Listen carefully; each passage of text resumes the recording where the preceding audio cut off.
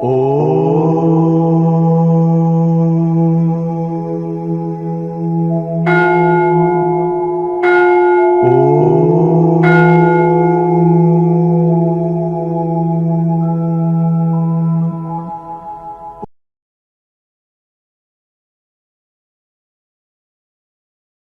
ప్రశ్న అయిపోయింది.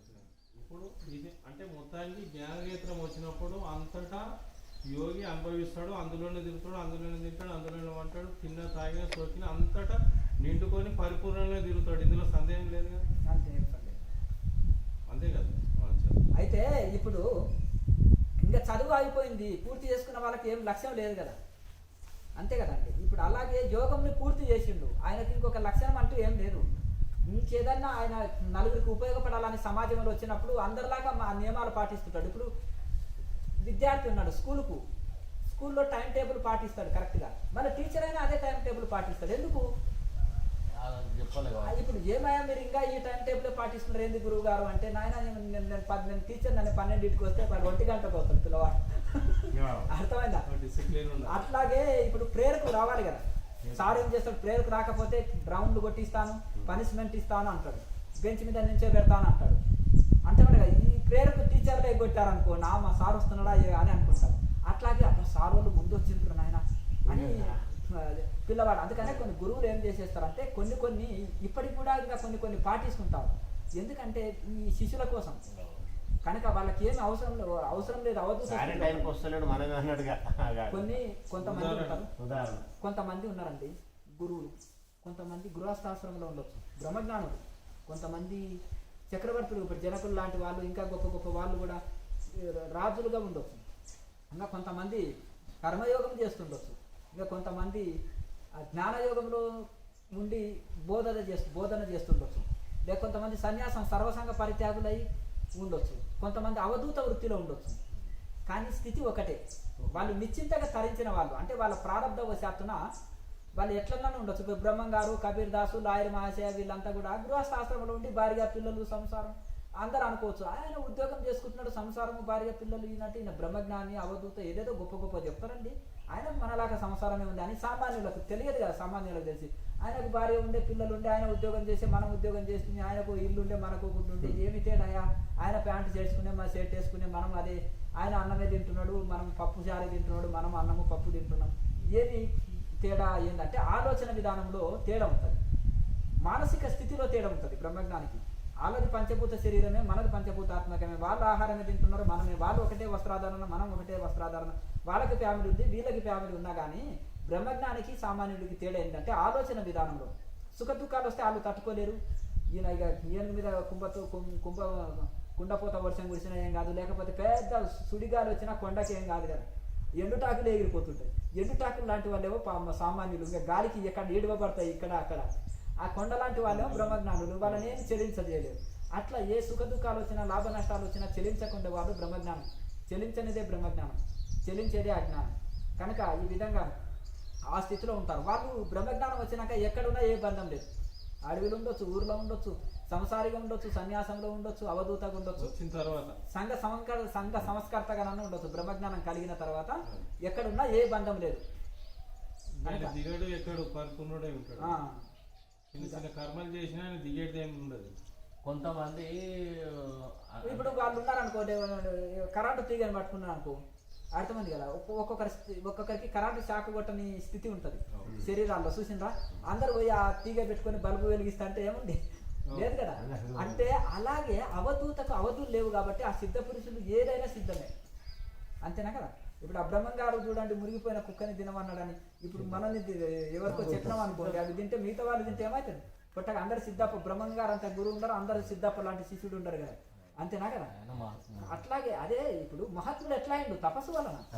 సిద్ధప్ప మామూలు బాలుడే కదా, మరి ఎట్లా పోయిండు? గురువు ఆజ్ఞలో, గురువు సేవలో మెదిగి ఆ సాధనలు చెప్పిండు. గురువు మీద నమ్మకం ఉంది. అక్కడికి 90 ఏళ్ళు 100 ఏళ్ళు వాళ్ళు ఉన్నారు. నిన్న మన వచ్చినాయి 12 ఏళ్ళు చక్కలేవు పోరగాడికి. సిద్ధ అని లేచినా కూర్చున్న గురువు గారు వాడిని నా పేరుని జపం చేస్తారండి. ఆయనకి 160 సంవత్సరాలు ఉంది గురువు గారికి, నాకు 100, వీడికి 120, ఆయనకి 80, ఆయనకి 90 ఉన్నాయి. సిద్ధప్పకు 12 ఏళ్ళు. కొడుకుల మీద ప్రేమ లేదు, వాళ్ళ మొదటి శిష్యుల మీద పిలువడు. నిన్న మన వచ్చిన 12 ఏళ్ళ బాలుని పట్టుకొని 10 సంవత్సరాల బాలుని సిద్ధ సిద్ధ అని ఎందుకు అంత ఇంపార్టెన్స్ ఇస్తారు గురువు గారు అంటే, సిద్ధప్పకు ఎంత గురుభక్తి ఉంది, ఎంత గురువు మీద వాక్యం మీద ఎంత ఇది విశ్వాసం ఉంది అనేది ఆయనకు తెలుసు.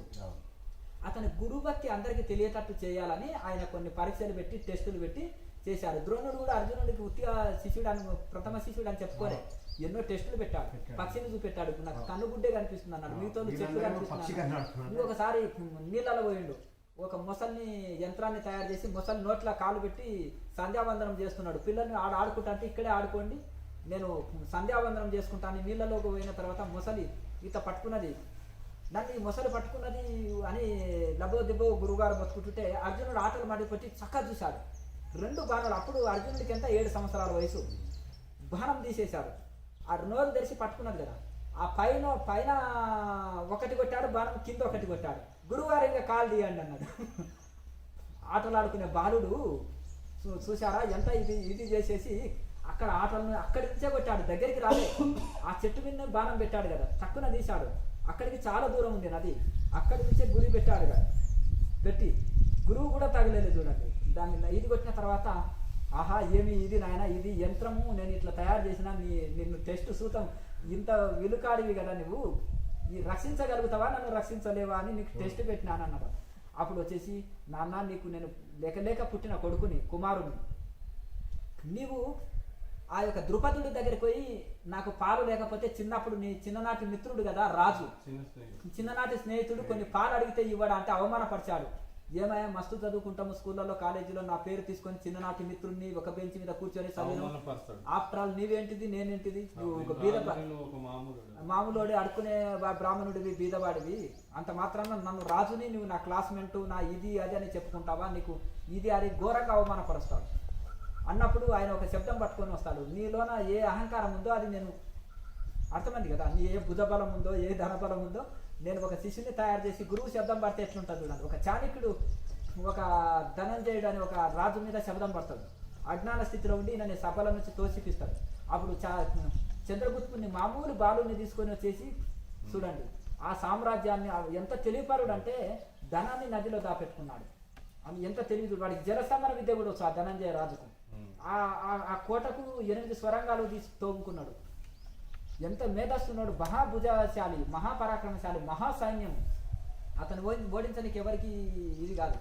అతను ఏం చేశాడంటే ఆ నంబి అనే రాజును పంపించి అర్ధరాత్రి ఈయనని పురుషోత్తముని కూడా చంపిస్తాడు పడుకున్నప్పుడు.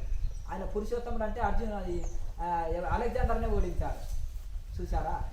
అటువంటి ఇది అంటే వీళ్ళు అంతా అజ్ఞాన స్థితిలో ఉన్నాడనమాట. నువ్వు రాజు ధర్మాలు ఇవి ఇట్లా పాలించాలని చాణక్యుడు ఆనాడు దాని యొక్క ఇది మన నలంద విశ్వవిద్యాలయం అనే అందులో వేదము వేదాంతము యోగము ధనుర్విద్య సమస్త విద్యలు నేర్పడానికి ఆచార్యుడు చాణక్యుడు. సమస్త చంద్రగుప్తుడు అలాగే చంద్రగుప్తుడు తర్వాత అశోక చక్రవర్తి తర్వాత పురుషోత్తముడు ఈ ఏకఛత్రాధిపతుల భారతదేశం వెళ్ళిన మహాచక్రవర్తులు అంతా చాణక్యుని శిష్యులు. ఆయన దగ్గరనే అస్త్రవిద్య శస్త్రవిద్య వేదము వేదాంతం అంతా నేర్చిన వాళ్ళు, యోగ విద్య కూడా నేర్చారు. కనుక అంతటి ఇదనమాట. అంటే ఆ గురుకులాల్లో అంతటి శిక్షణలు ఉంటాయి. ఆయన శబ్దం బట్టి చాణక్యుడు చూడు సామాన్య బాలుని తీసి చక్రవర్తిని చేయలే, అలాగే అర్జునుడిని చూడు ఎంత ఇది చేశాడు గురువు శబ్దాన్ని నెరవేర్చమని. అయితే ఆ విధంగా మరి చూడండి చిన్న బాలుడు పోయి ఆ యొక్క మొసలిని ఇది చేశాడు. అయితే నాయన నీవు మరి నా కోసమే అంత శబ్దం పట్టినవు, నువ్వు నేను లేక పుట్టిన కొడుకుని అలాగే అశ్వత్థామ కుంజర అన్నప్పుడే కదా బాణం పడేసిండు. అశ్వత్థామ చనిపోయిండే అని ఏనుగు అంటారు చూడండి. అశ్వత్థామ చనిపోయిన అంటే కొడుకంటే ఎంత మోహమో చూడు, బాణం పడేశాడు కదా, అప్పుడే కదా అర్జునుడు బాణం కొట్టాడు, దేహం వదిలాడు. అయితే మరి అంత వాత్సల్యం ఉన్న కొడుకుని కూడా నువ్వు నాకు శిష్యునికి అర్హత లేవు అన్నాడు. నువ్వు నా పుత్రుడు ఓకే, నా తర్వాత ఉత్తరాధికారివి అంటే నేను ఆచార్యుని కదా, నా తర్వాత నువ్వు ఆచార్యుడివి అవుతావు, తండ్రి వారసత్వాన్ని అందుకుంటావు, తండ్రికి ప్రియపుత్రుడివి, నువ్వు ప్రియమైన పుత్రుడివి కానీ ప్రియమైన శిష్యుడివి కాలేవు అంటావు. అట్లా అర్జునుడిలోనే ఏమి గొప్పతనం ఉంది ఏంటంటే పోనీ మీ అందరికీ నేను కొన్ని టెస్టులు పెడతారా అండి అంటాడు. అర్థమైంది కదా. ఆ టెస్టులో మొసలి టెస్ట్ పెట్టాడు, పాస్ అయ్యాడు. ఈ పక్షి టెస్టులో పెడితే ఈ అర్జునుడు ఒక్కడే నాకు పక్షి కన్నే కనిపిస్తుంది గురుదేవ, అది యంత్రాన్ని పెడతాడు. అంటే అది కూడా పక్షి అంటే పక్షి అంటే ఒక యంత్రం బొమ్మ పెడతాడు, ఒక పక్షి బొమ్మ పెట్టి దానికి కన్ను ఉంటుందిగా, కన్నే కనిపిస్తుంది అన్నాడు. అట్లా చూశారా నాయన అర్జునుడిలో ఎందుకనే ప్రత్యేకత, నాకు ప్రథమ శిష్యుడు ఇతను, నాకు ఉత్తమ శిష్యుడు అని చెప్తారు అన్నమాట. అందరికి విద్య నేర్పుతారు, కానీ ఈ స్థాయిని మీరు ఎవరు పూరించలేకపోతున్నారు అంటారు. అట్లా ఆ విధంగా ఆ పూర్వకాలం నుంచి కూడా ఆ యొక్క అంతటి ఏకాగ్రత, అంతటి ఇది కలిగి ఉంటుంది. అయితే ఇది కూడా మనకు ఈ పరమాత్మ తత్వాన్ని మనం తెలుసుకోవాలంటే ఆ యొక్క ఋషులు చెప్పిన ఆ మార్గంలో మనం నిరంతరం విచారణ, యోగాభ్యాసము, ధ్యానాభ్యాసము ఇవన్నిటిని కూడా మనం చేసుకుంటుంటే ఉండాలి. ఉండి చేసుకున్నప్పుడు అది ఇది చేస్తాం. ఒక్కొక్కరు ఒక మార్గమే చెప్పొచ్చు, కానీ ఇంకా కొంచెం టైమే ఎక్కువ పడుతుంది. ఇప్పుడు మనం నడుచుకుంటూ పోతామంటే కాశీ పోవచ్చు, తప్పేం లేదు. అది సైకిల్ మీద పోతా అంటే పోవచ్చు, బైక్ మీద పోవచ్చు, ట్రైన్ మీద పోవచ్చు, బస్సు మీద పోవచ్చు. ఇంకా నేను ఫ్లైట్ ఎక్కుతా అంటే పోవచ్చు, గంటన్నరలోనే దర్శనం చేసుకుంటాం. ఈ యోగ మార్గం అనేది కూడా ఫ్లైట్ మార్గం అన్నమాట, షార్ట్ కట్ మార్గం. ఇందులో మన వేదాంత విచారణ ఉంది, భగవంతుని యందు భక్తి ఉంటుంది, జప సాధన, ధ్యాన సాధన అన్నీ వస్తాయి. విచారణ సాధన, సాంఖ్యం, తారకం అన్నీ విచారణ ఉంటుంది, అన్నీ ఉంటాయి. ఇది ఫ్లైట్ మార్గం లాంటిది అన్నమాట. ఇంకా మీ సందేహం కొందరు